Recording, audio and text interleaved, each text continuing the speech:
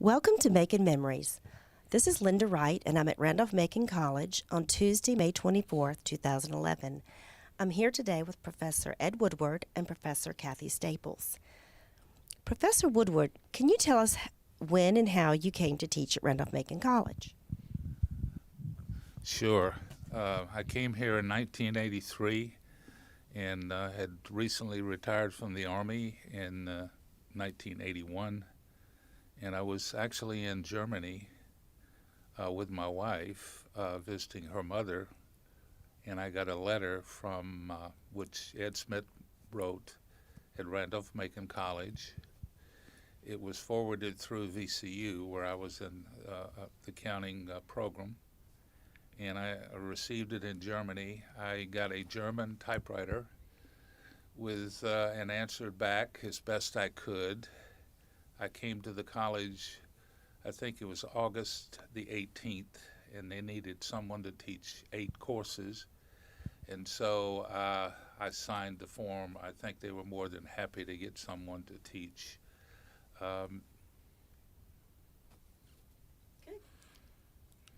Well, I arrived in 1995.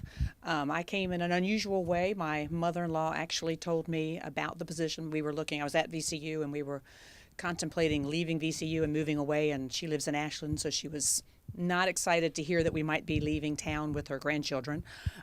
So she heard from Bob Hopkins, who was the registrar at that point, that they were looking for an accounting person. And so I sent my application in, talked with George Lowry several times on the phone, and then came in to talk with him and scheduled regular formal interview session, coming in and talking to everybody in the department. And so I ended up enjoying it quite a bit, walking around with George, having him show me the campus and everything. So it was unusual. I hadn't realized that there was a position open until she had told me that. Mm-hmm. Good. How about some early role models or mentors at the college or other places? Basically, Jim Buckle was here. He was head of the internship program. And George Oliver I taught in Fox Hall mostly, and my first office was the second floor equipment room with no air conditioner and a single window and one desk and a lot of old equipment around me, but somehow we made it. Anyway, George Oliver and myself used to open Fox Hall, since we had keys to the door, and George sometimes stayed overnight, and he was the chairman of the history department.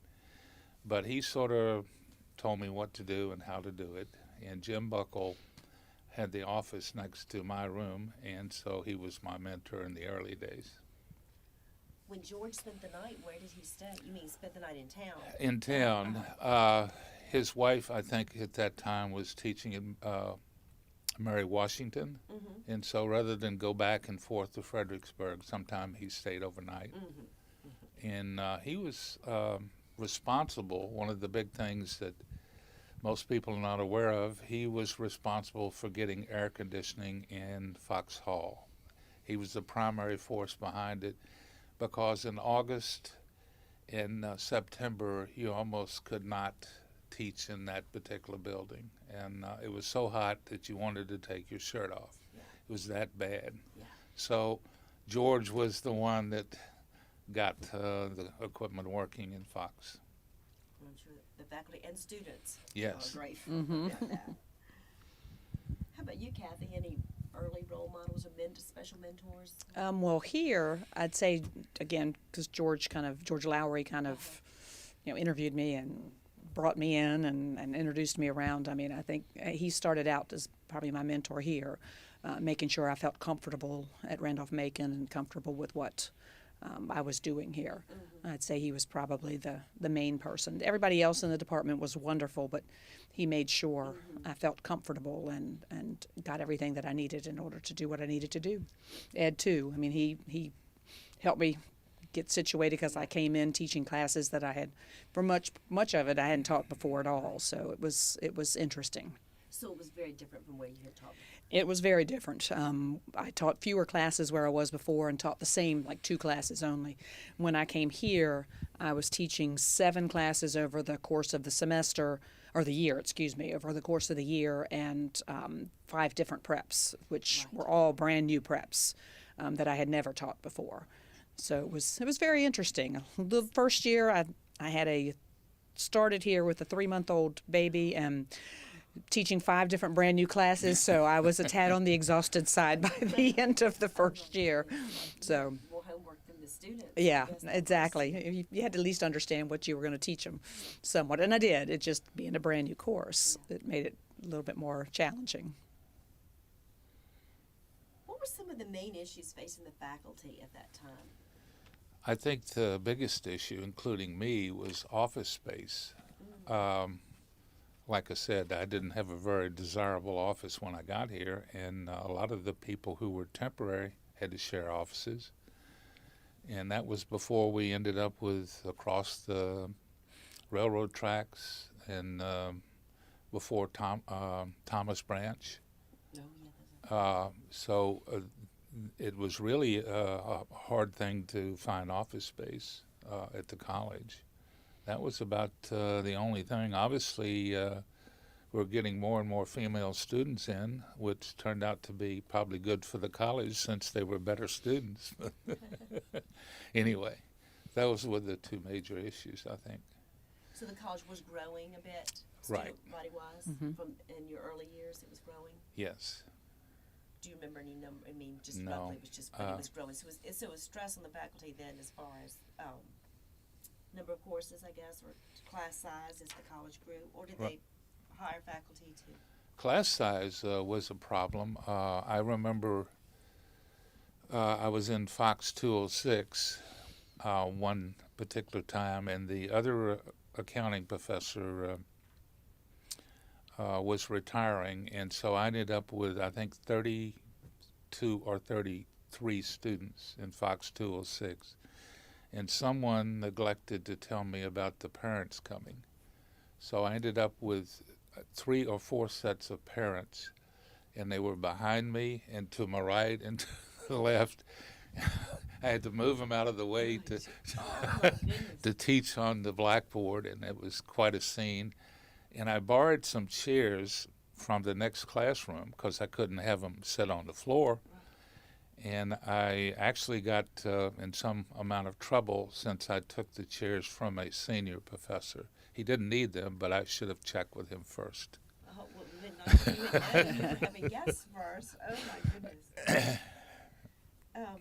Well, talk a little bit about the accounting major. Now, when you came here, there was obviously a business major already. Business and economics. And economics were Right. already majors, but accounting became a major later, or? Yes. I'll tell the story about my first faculty meeting. I was invited by Jim Buckle to go to the faculty meeting, and they were introducing a accounting program. And I was not aware of that when I went to the meeting. And the previous head of the economics and business department, Dr. Baskin, was there. They would not let him speak about the program. And one of the individuals, name unspecified, said, "Over my dead body, we will have an accounting program here. We don't want this to be a VCU business school." So it was severely defeated. And then later on, when Cathy came, George Lowry and Cathy put together the accounting program. One of the reasons, well, I guess one of the main reasons why I got hired was because they wanted to try and get an accounting program. So my first year, I worked with George to figure out what the program should look like, figure out how to get it approved through curriculum committee, not get the same over my dead body response. We did actually have to do some negotiating and compromising and working with people in our department and people outside of the department to get accounting, because people were worried this is a liberal arts college. we're bringing in accounting, and that's more of a practical practitioner type of major. And it was interesting that whole first year. I mean, we worked on doing that, and I think it was May of my first year, May of '96, it got approved at the faculty meeting, and it went quickly. There was no, arguing or fussing about the fact that it was a practical major, because we had designed it so that it had liberal arts background. It had econ, more econ than most accounting programs will have, and it's you tried to argue the fact that accounting world wanted liberal arts majors, people who could think, reason, do analytical, critical thinking type of skills. And so it was interesting the first year. I think some other emphasis was the President Payne wanted the program. And I think one of the alumni trustees also wanted the program. And so I think that sort of helped it along with the president also wanted the program. So your first year, Cathy, you're saying you had 5 new classes you hadn't taught before, a 3-month-old baby when you started, and you were trying to get a new major through the Yes. curriculum. It was a busy first year, and I had a 3-year-old son at the time, so it was a very, very busy year. But I guess that really introduced you to the committee structure of the faculty Yes. here. If Yes. you were working with that. It did, and that was something new for me. Where I was before, didn't participate. It wasn't as committees weren't as big. You didn't do as much to move the college along and work in the college. So when I got here, learned a lot more about the committees and the committee structure, and how much the actual faculty participate in everything that they do. Would you like to talk a little bit about committee work? Have you all done any other committee work at the college besides working with the committee and curriculum? I'll sort of let Cathy take that one. Oh, okay. Well, I've actually worked on several committees. I've been a member of the benefits committee for a while. I've done a little bit with the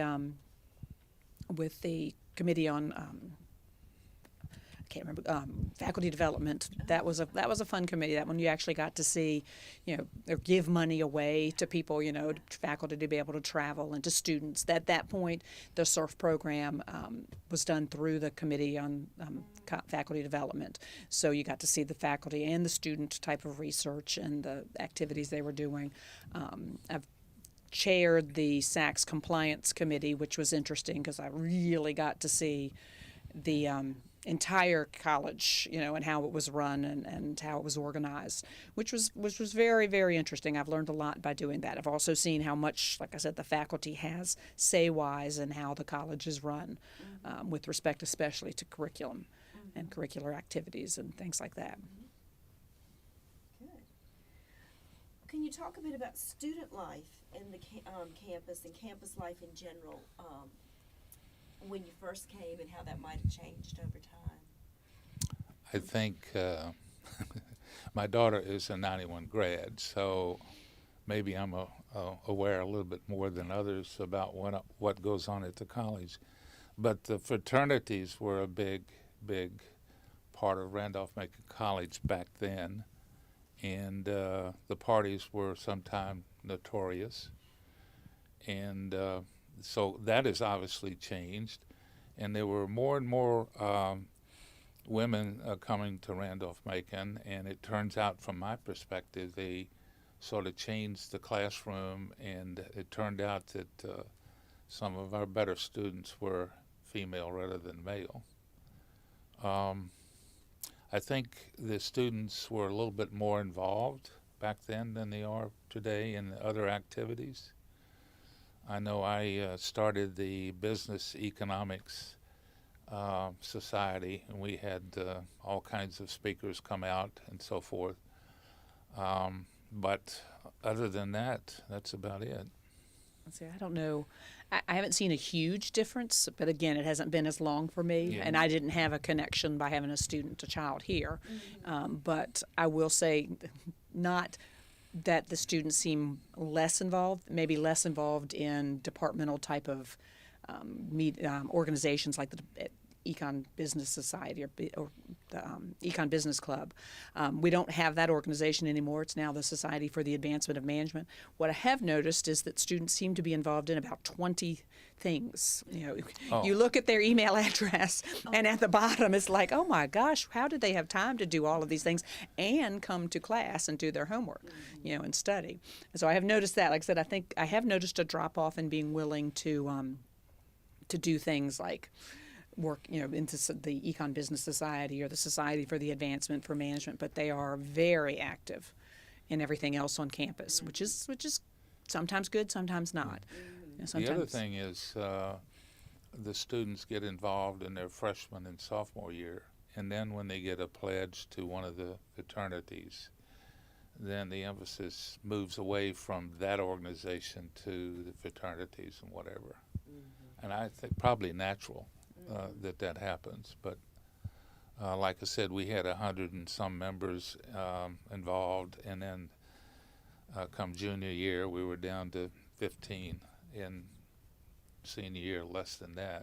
You got some new ones coming in, but so there's a lot of activities, and she's absolutely right.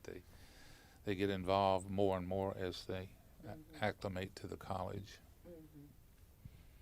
Well, just on a personal note, you said your daughter graduated in '91. What did she major? Did she major in accounting? She originally.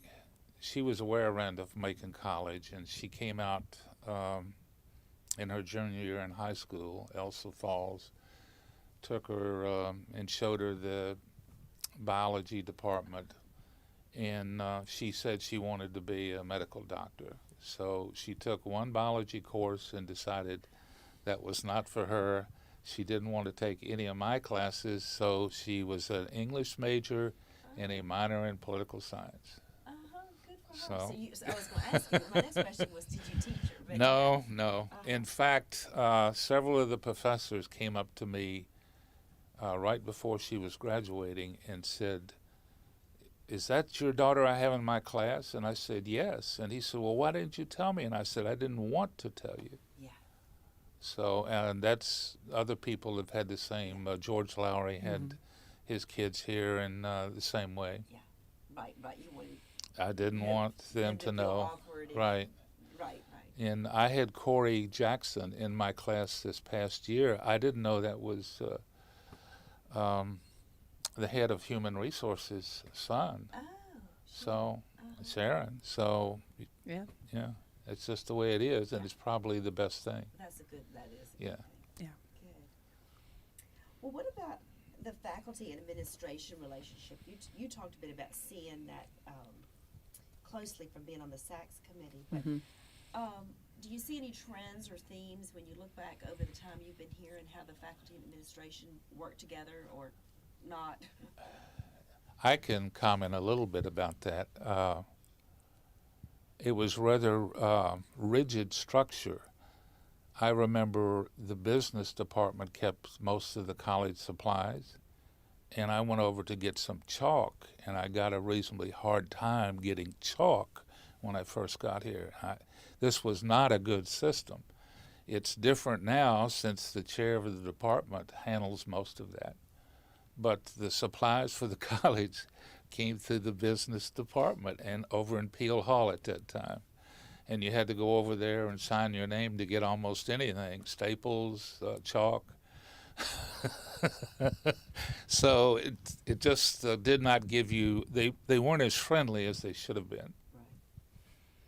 Right. I needed chalk for the classroom, what am I going to do, write with my fingers? Yeah, that's not absorbing it. Right, it's not a huge expenditure of money. So I haven't.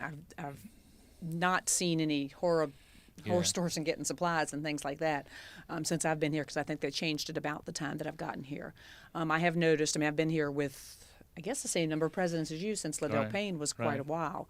I came here when Liddell Payne arrived. When he was here, he left, I think, a year after I got here, and then Rusty Martin was here, and now Bob Lindgren is here. And I've noticed differences in different presidents, but for the most part, it's been interesting working with the administration, different provosts or deans of the college, depending upon which terms Right, you're and that using. might have more impact to have on the faculty directly than the president, maybe, or style of management. Well, so how about when you came, who was the dean, and was there? I was just wondering, administrative styles. Have you noticed anything remarkable about those? Or? Not really. I think most of our dealings go through the chair of the department, and we're sort of don't have a lot of daily conversations with the dean or the provost. I think President Payne was very well liked, and I think the current president has done a lot for the college, but administrations, I can't think of anything that was really radically different. No, I mean, I feel more accessible maybe, but then again, I've been here longer and I feel more comfortable than when I first got here. I think Jerome Garris was the provost or dean when I got here. I mean, I was brand new. Again, I was spending all my time getting ready for class, so I didn't, feel as comfortable. But that was all just because of the circumstances being new. But yeah, I don't feel any major differences between any of them and how they operate the college, because we do mostly go through the chair. And as you were saying earlier, the faculty do have a lot of say in faculty issues related to the faculty. I think the faculty has a lot of power. So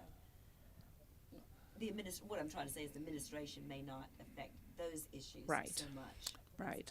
Well, but at a faculty meeting, if the new dean or provost is not aware what's going on at the college with the faculty, he learns about it rather severely. Very quickly. In a faculty quickly. meeting. Right. So,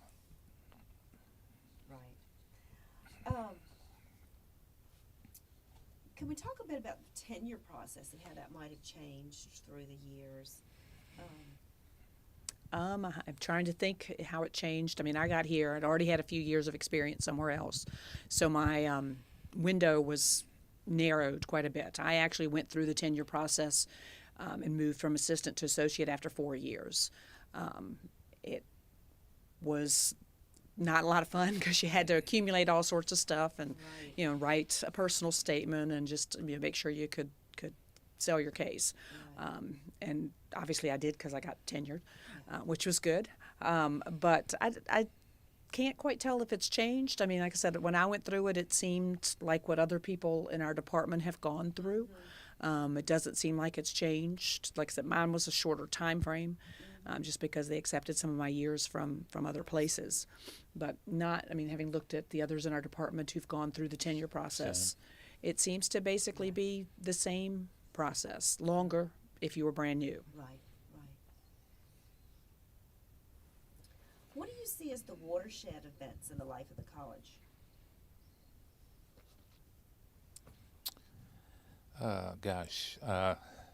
We'll get to the new curriculum maybe later on. But I think the Brock Center sort of changed the focus of the college. And it was made apparent to everyone, faculty and staff, that the Brock Center was for the students and not just the athletic department. Right. And so that was extremely important. I know I used it heavily at first. It's maybe tapered off a little bit. But I think the staff and faculty really enjoy that particular facility. And there's a lot of the faculty swim, et cetera, at the college, at the Brock Center. So I think that was a major change in the forward for the college. Yeah, I think. And the motels being replaced with the condominiums was a big thing in the college. I have to say, because I think that started, again, the Brock Center I think had already been approved when I got here and was finished maybe a year or two afterwards. But I think that and like I said, they were the new freshman dorms. Right. Seeing the construction, I think that did a lot for the college, and showed people we were concerned about the students, and we wanted the students to have a good environment, not just academic, but outside of academic, since the students live primarily on campus. that gave them the ability to have things to do afterwards, after they got out of class. I think another addition was Thomas Branch. Oh, yeah. I'm not sure you were aware, but that was our place for, I don't know, 6, 7, 8, 10 years. We were all over there, and so we had to move out to some buildings which are no longer here, which have been demolished, which is the parking lot. Behind Yeah, Blackwell. behind Blackwell. And so we had to move out for the new building, and all of the activities for the students now, and most of them, they're in Thomas Branch. Yeah. And that's where we were originally. Yeah. So, That first floor, Mhm. the Right. offices are right. Our department and education, In philosophy. philosophy. was a beautiful space. Yeah. It wasn't when we were there, but it was No. condemned. Second and third floor were condemned, so you had to, didn't we had go up bats and all kinds of pigeons upstairs. So, And so it was not an active dorm. there. no, No. nothing. It was just Just we a were on the shell. first floor, and it was a shell. Well, how wonderful they were able to restore that. Right. Yeah. You know, a historic building, one of the oldest ones. That's wonderful. Yeah. And they did a beautiful job Oh, with yes, restoring, like I said, yeah. and giving, again, showing that students are primary here by And making now that it's a first prime floor. dorm, I Yeah. think. So yeah, how things can change like that. That's Right. great. What else? So the Brock Center really changed, sort of putting the emphasis on it was a community building. I mean, it really brought, because like you say, staff and faculty used that a Right, lot. right, right. As well, obviously it was for the students. Any else you think of as really a game changer for the college? Or maybe it's more gradual, just I'd say this new dorm might be a similar thing. that looks very That's- exciting. I that's mean, the exciting, fact yeah. they're going to have that dorm and then the other one kind of surrounding the football stadium again, community and trying to. The new baseball stadium and the football stadium and all of that is going to change the character of the college. And each, the dorm already from the outside looks Look. beautiful, and that baseball field is gorgeous. Yes. And so everything they're doing, it might take time, but it looks like they're doing it right. The tennis courts, I mean, everything they've done since I've been here has been, first class. Right. That's Sure, great. yeah. Good. Well, when you look back, what are your most satisfying experiences at Randolph-Macon? Oh, gosh. I think truly is one of the things I'm most satisfied about was the department I'm in. We have never had a huge argument about anything in the department except when Cathy Staples came, the first meeting we had, and she was to take notes, and we had an argument. I think she remembers I that. do remember that. That was the first departmental meeting, and everybody says, "Oh, everybody gets along beautifully. Everybody gets along beautifully." And so the very first faculty meeting, again, youngest person or newest person in the department has to do the notes. And I don't even remember what the argument was. Maybe it was about the accounting major, actually, if I'm thinking correctly. No, I think it was something that George had stepped on the econ side. He did, Okay. He did something, and the three economics professors weren't up to speed, and so they disagreed. But normally, the Yes. departmental meetings last 30 minutes or somewhere in that range. We used to have pizza and subs. People would volunteer to do the work, and so it's not a formal affair in most cases. And the other thing is we all socialized together. We all used to golf, including Cathy would sometimes on our trips, and so it made it pretty nice. There was nothing even remotely disagreeable to come to work. We all sit around in each other's offices. We know what's going on. We converse with each other. And so 8 of us, when I got here, there was only 2, Ed Smith and really Barry Fitzner, and now we're 8. And so Everyone gets along, gets along. which is That's remarkable. very remarkable. And, Even that, for like I said, that first yeah. faculty meeting where everybody was getting a little tense, Yeah.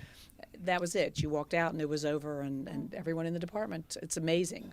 The other thing is almost all of the people in the department had some job or some activity other than academics before they got into the academic field. And so we have an insurance agent, a construction guy. Cathy was a CPA and an auditor. And so we all sort of have the same feeling about a lot of issues. Yeah, real world kind Yeah. of perspective on life, and So sometimes we're maybe a little bit different from others at the college, but Right. yeah, Maybe a bit in academia. the whole right, time. right. So, but that's the best thing for me was the department. I have never had an issue.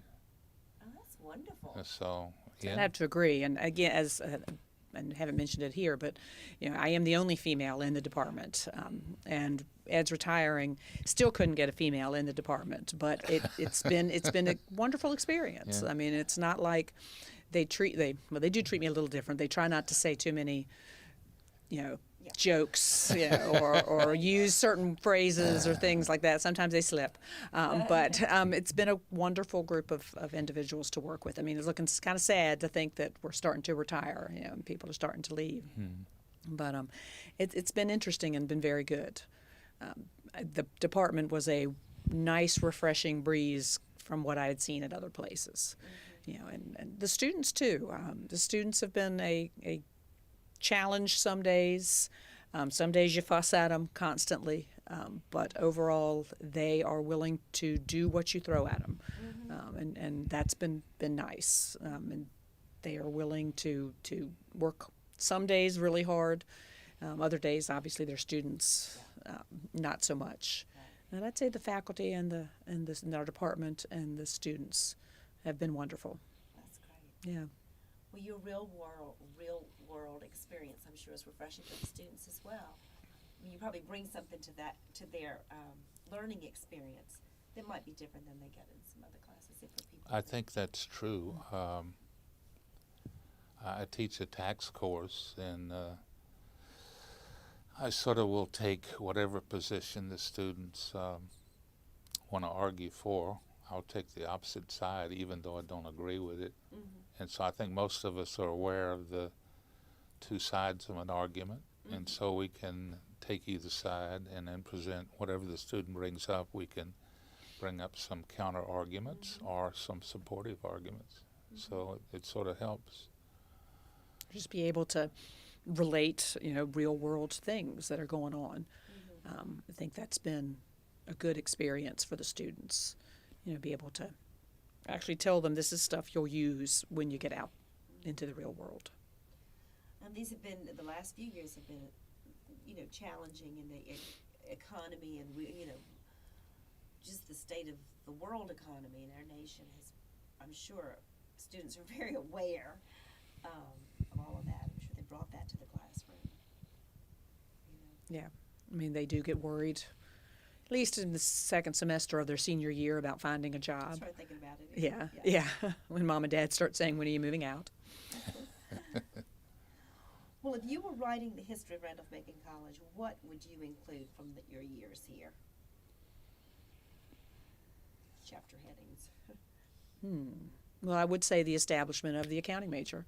Yeah. That was a biggie for me. Right. I wouldn't be here I agree. without it. Yeah. And we have grown substantially. I think I started out with my first intermediate class, I think I had 10 people.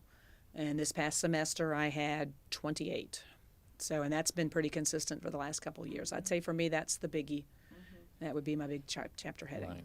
And even all of my electives, a lot of cases, I have 25, well over 20 in those electives. So the students must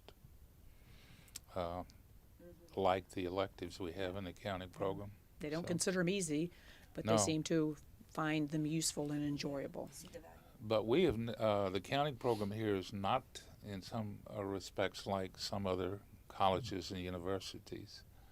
At least I require a paper in every one of my classes. And I can remember when I was way back in the dinosaur days, I didn't have a lot of papers that I had to write. but we make them have write a paper in each class. Make it fit to the liberal arts environment. And it fits in a liberal arts environment, and I think we designed it that way.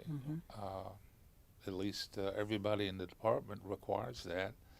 And I tell my students that people who speak well and write well are going to succeed over those who just strictly know the mechanics. Right. And I think finally, after their senior year, I think they fundamentally understand that. Yeah, I appreciate that. They must see the value in it, obviously, if the classes are full.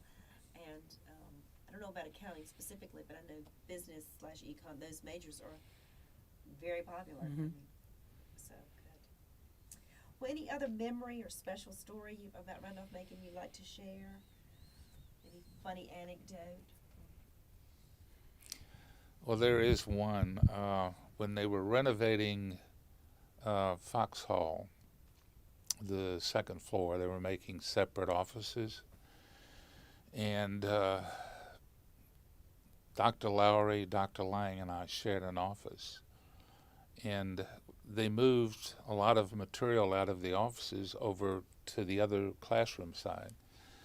And one afternoon, I was walking over there, and I saw this painting against the wall, and wasn't covered up or anything. And I said, gosh, here's a painting. It must be important. So I put a cover on it, and, you know, I called over into physical plant. And so I didn't understand, but the President Payne and the head of physical plant came over, and they were all laughing over in the where the painting was. And I couldn't understand why they were laughing, but it turns out that some alumnus of the college had given the painting, and it was kept in Scanlon's office.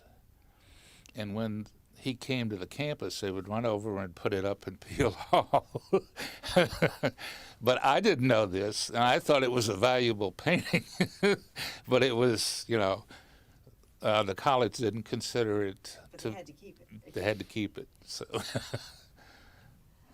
that's funny.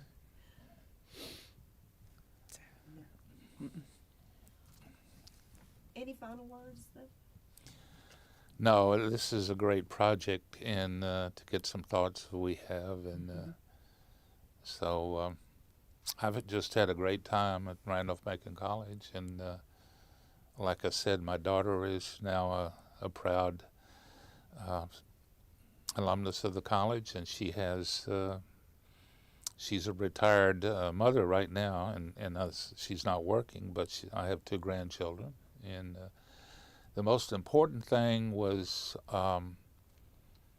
the association she had here. She used to live in Arlington, and there were 4 classmates that all now have at least 2 children and happily married.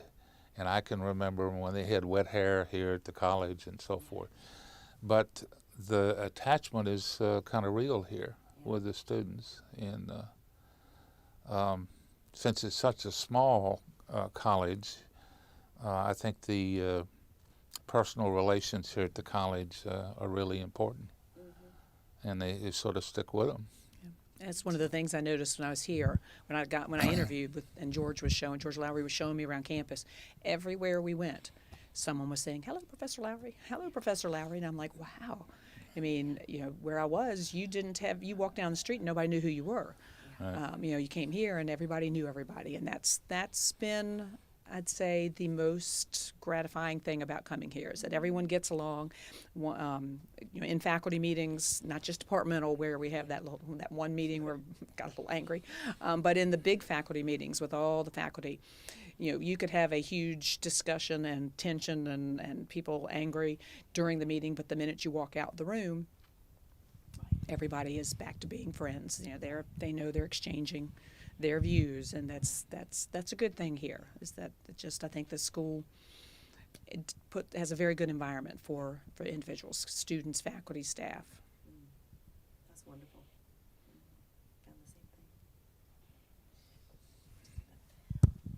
Well, Professor Woodward and Professor Staples, thank you so much for making memories with us here today.